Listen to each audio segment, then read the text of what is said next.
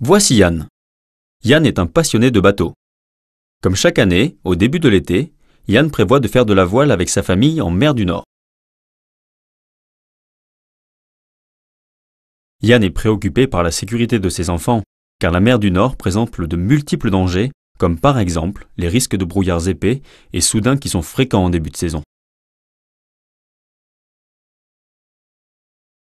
C'est pourquoi Yann s'est informé sur Internet et il a trouvé une technologie fort intéressante en marge du radar traditionnel, l'AIS. Mais qu'est-ce que l'AIS ? AIS sont les initiales de Automatic Identification System, soit en français Système d'identification automatique. Il s'agit d'un système d'échange de données international normalisé entre navires et stations côtières. Le système AIS est établi en deux catégories d'équipements, la classe A pour les navires professionnels et les appareils de classe B pour les bateaux de plaisance. Pour les bateaux professionnels, ce système est depuis longtemps obligatoire. Ces bateaux font en général plus de 20 mètres de long. Le système est en revanche facultatif pour les bateaux de plaisance. L'AIS transmet à intervalles précis des messages contenant les données de position, de route et de vitesse du navire émetteur.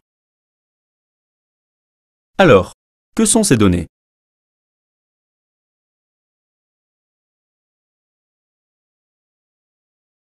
Pour l'identification, il s'agit du nom du bateau, son type, son numéro d'identification MMSI, etc. Les appareils de classe A qui équipent les navires professionnels émettent également des données de parcours telles que le port de destination et l'heure estimée d'arrivée. L'AIS informe également sur la position, la vitesse fond et la route fond.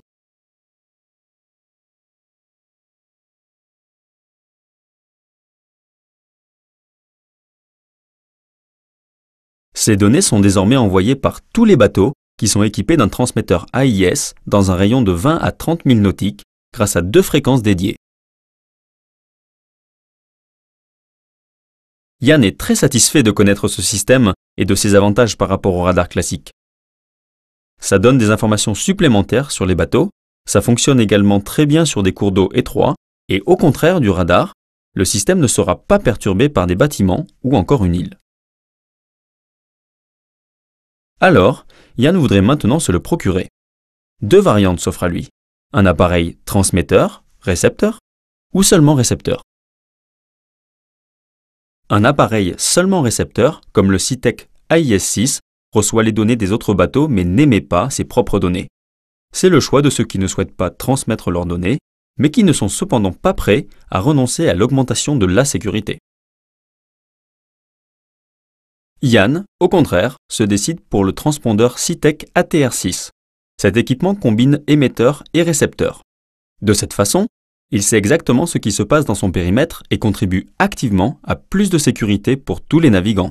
En effet, son émetteur permet aux autres bateaux de connaître ces informations et il n'apparaît pas comme un simple point sur une carte. En plus, les appareils de la marque SeaTech présentent l'avantage d'avoir leur propre écran. De ce fait, les informations reçues sont représentées clairement et de manière compréhensible même pour un utilisateur occasionnel. De plus, les appels d'urgence SART sont signalés distinctement. Comme ils sont visibles pour n'importe quel utilisateur, cela permet de déclencher rapidement une procédure de secours. Et les enfants de Yann sont également ravis du nouveau système AIS embarqué à bord. Comme ça, ils savent d'où vient et à quelle allure navigue le prochain grand porte-conteneur. Et papa peut même expliquer où le port d'attache Shanghai se situe.